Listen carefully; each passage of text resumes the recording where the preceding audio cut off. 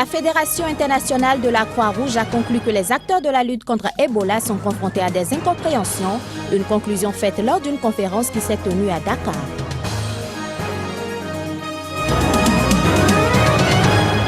Attentat contre un convoi de l'ONU près de Mogadiscio en Somalie ce mercredi, 4 personnes au moins ont été tuées.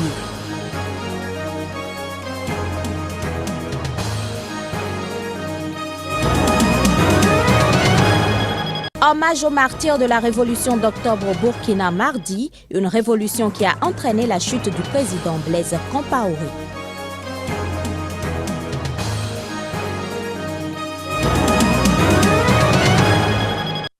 Madame, Monsieur, bonsoir et ravi de vous retrouver pour cette édition.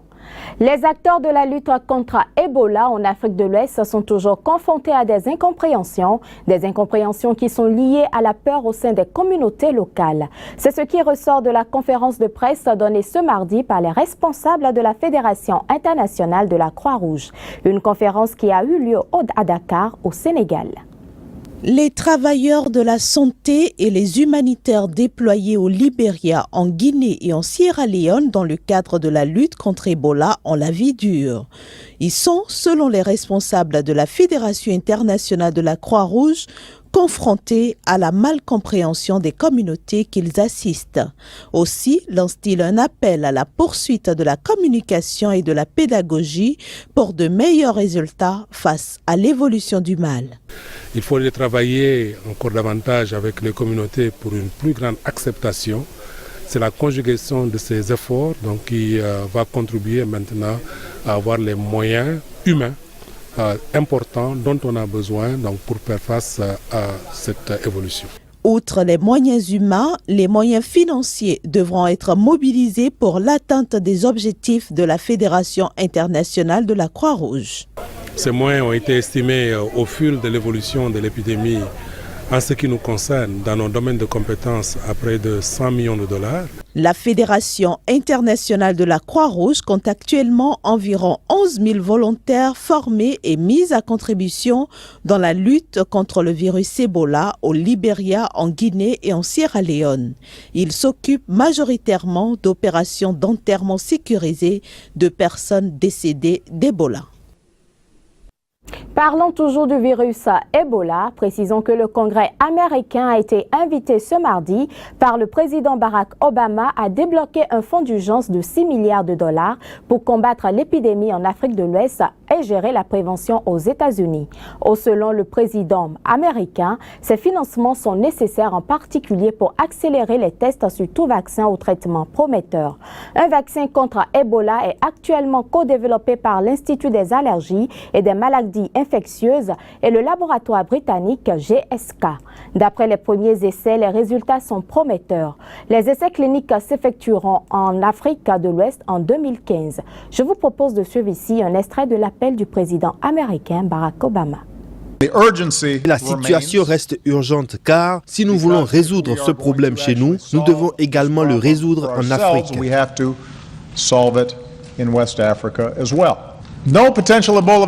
Aucun potentiel vaccin contre Ebola n'a été aussi concluant, donc les nouvelles sont bonnes.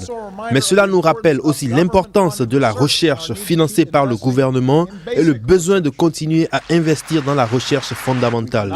Nous ne pourrons vaincre Ebola sans financement complémentaire. Si nous voulons que d'autres pays continuent à se mobiliser, nous devons continuer à montrer la voie. C'est pour cette raison que j'appelle le Congrès à approuver le plan de financement d'urgence pour combattre ce virus. Ce serait un beau cadeau de Noël pour le peuple américain et le reste du monde. Une information en bref à présent, 4 personnes au moins ont été tuées ce mercredi dans un attentat. Ce dernier a été commis par un kamikaze qui a lancé une voiture piégée contre un convoi de l'ONU près de l'aéroport de la capitale somalienne, Mogadiscio. La déclaration de la police fait état de ce que l'auteur s'est infiltré entre l'escorte de sécurité et les véhicules blindés de l'ONU et a fait exploser la voiture, percutant un des véhicules de l'escorte. L'attentat s'est produit près de l'entrée fortifiée de de l'aéroport de Mogadiscio qui donne accès à la zone sécurisée où sont installées les ambassades. Une zone théâtre de violences régulières le plus souvent imputée aux insurgés islamistes Chebab. Pour l'instant, l'attentat n'a pas été immédiatement revendiqué. Le Burkina Faso a rendu hommage ce mardi aux martyrs de la révolution d'octobre, une révolution qui a entraîné la chute du président Blaise Compaoré. Cette cérémonie officielle d'hommage a eu lieu à la place de la révolution de Ouagadougou, la capitale. Elle a réuni autour du président et du premier ministre intérimaire les autres acteurs de la vie politique du pays, la société civile et la population du Burkina Faso. Les images. Les manifestations se sont déroulées sous un soleil de plomb ce mardi dans la capitale burkinabé. Plusieurs dizaines de milliers de personnes, dont le président de la transition Michel Kafando et son premier ministre, le lieutenant-colonel Yacouba Isaac Zida, étaient rassemblés à Ouagadougou pour cette cérémonie d'hommage officielle. À la fois populaire et militaire, toute la cérémonie a été ponctuée de symboles forts. Tout a démarré au petit matin. 6 cercueils recouverts du drapeau de Burkina Faso, rouge, vert et jaune, ont quitté la morgue de l'hôpital de Ouagadougou. Ils ont été transportés à bord d'un porte-char de l'armée sur la place de la Nation, désormais rebaptisée place de la Révolution, comme à l'époque de l'ancien président, le capitaine Thomas Sankara, tué en 87 lors du coup d'État qui porta Blaise Compaoré au pouvoir. Comme pour sceller l'unité nationale, les milliers de personnes présentes se sont tenues par la main, y compris le président et le premier ministre de transition pendant 5 minutes de silence. La procession s'est ensuite dirigée vers le cimetière militaire de Gouguin, à l'ouest de la capitale, où 6 victimes ont été inhumées.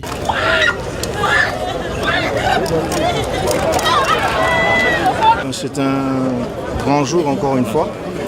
C'est le jour que nous tenons à marquer par notre accompagnement à la mémoire de ces victimes, de ces héros, et aussi pour accompagner les familles dans leur douleur et signifier le fait que cette lutte-là, nous allons en relever le flambeau, nous allons maintenir la flamme, nous allons faire en sorte que ce sacrifice n'ait pas été vain. Ce que je voudrais dire et souligner, c'est surtout que nous fassions le serment de ne point trahir la cause pour laquelle ces jeunes-là sont tombés. J'ai parlé tantôt de la liberté, de la justice et de la démocratie. Selon une enquête officielle, 24 personnes ont été tuées lors des manifestations des 30 et 31 octobre qui ont poussé le président Blaise Compaoré à quitter le pouvoir. Plusieurs organisations de la société civile ont exigé la lumière sur les circonstances de la mort de ces manifestants et l'engagement sans délai de procédures judiciaires appropriées contre Blaise Compaoré et les dignitaires de son régime déchu. L'Assemblée nationale a adopté ce mardi à une large majorité, en dépit de l'opposition de la droite, la résolution socialiste sur la reconnaissance de l'État palestinien. Un test à portée symbolique au moment où les Palestiniens tentent de faire avancer leur cause à l'ONU. L'autorité palestinienne a aussitôt salué ce vote, alors que l'ambassade d'Israël en France a jugé qu'il allait éloigner les possibilités d'arriver à un accord de paix.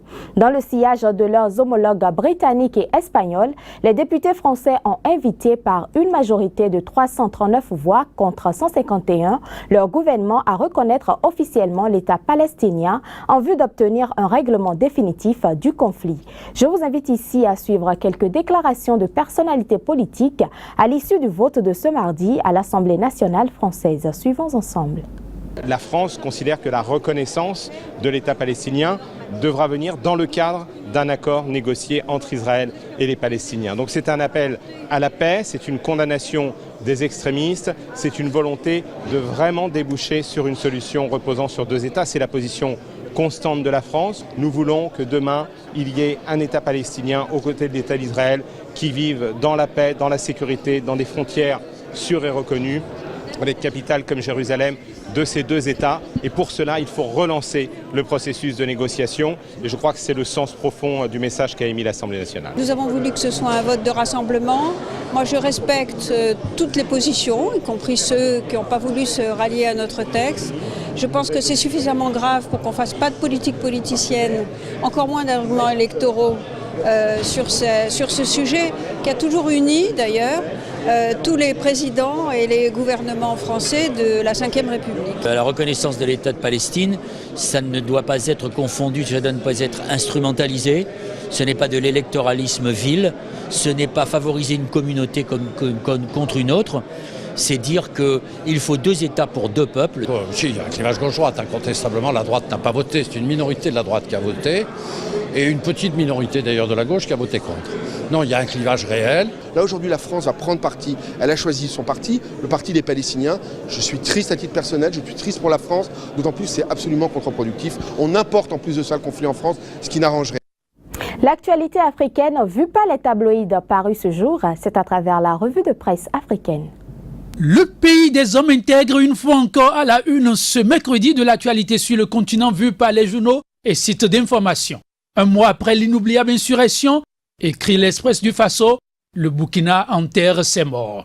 Ce n'était pas qu'un enterrement, rectifie le quotidien burkinabé, le quotidien, mais un hommage bien mérité que la nation tout entière a rendu à ses martyrs. Toute une reconnaissance, relève Sidouaya. La nation s'incline devant ses martyrs, eux qui ont su mener le bon combat. Martyrs, reposez en paix, décrète le quotidien aujourd'hui au Faso. L'Observatoire Palga ayant suivi de bout en bout la cérémonie d'hommage relate que l'immense foule sortie pour la circonstance, à la fois émue, fière et soulagée, a salué, magnifié et exalté ces dignes fils du Burkina Faso dont l'âge est compris entre 44 et 17 ans et qui, avec bravoure, ont versé de leur sang et payé de leur vie pour que survivent la démocratie et la liberté. À leur dernière demeure, devant parents, amis, tout un peuple uni, abattu, mais réconforté, témoigne l'Observateur Palga, promesse leur a été faite au Bir Torbi que leur sacrifice ne sera pas vain. Se sacrifier, c'est maintenant ou jamais. Lance-t-on tel un cri de ralliement du côté du Togo. Le site d'information ici Lomé rapporte que l'opposant Jean-Pierre Fabre reste ferme et déclare qu'il n'y a pas de combinaison possible qui soit favorable à Foya Singbe. Dans cet ordre d'idées, constate Togo Actualité, la population togolaise est à nouveau invitée à descendre dans la rue le 12 décembre, tout de rouge vêtu. Le 11 déjà, croit savoir Africa Time, un avant-goût de la mobilisation sera donné par les travailleurs réunis au sein de la STT. La synergie des travailleurs du Togo pour une grève de 48 heures. À l'origine de la grogne, l'absence de consensus autour de la grille salariale à appliquer aux agents de l'État pour le compte de l'année 2015. Pour la cause, la tête de l'argentier national serait mise à prix. Au Kenya, il a fallu bien pire, mentionne Jeune Afrique, pour que le ministre de l'Intérieur et le chef de la police se voient contraints à dégager le plancher. Ils auraient fait les frais des attaques sanglantes incessantes des islamistes somaliens Shebab dans le nord-est du pays. Les deux hommes ayant montré leurs limites, Sunni El Watan, le Kenya a besoin de 109 pour intensifier la guerre contre les Shebab. Au pays d'Habib Bourguiba, remarque L'Orient le jour, il s'ouvre comme une ère de renouveau dans la quiétude. Le premier parlement post-révolutionnaire entre enfin en fonction. À l'ouverture de la séance, ils étaient tous présents. Les responsables des différentes composantes de la société tunisienne se réjouit Business News. Une absence de taille tout de même, signale le site Capitalis. Le président provisoire de la République, Monsef Marzouki, absent, faute d'invitation officielle. Un couac à corriger, estime Capitalis, car nul, conclut le site, ne sera de trop pour bâtir la Tunisie. Et c'est sur cette note que nous mettons un terme à la revue de ce mercredi, en disant bon vent aux 16 pays africains qualifiés pour la CAN 2015. Tous attendus du côté de Sipopo à Malabo pour découvrir les adversaires de poule. Merci pour l'attention. Ce sera tout pour cette édition. Merci pour votre fidélité et très bonne suite de programmes en notre compagnie.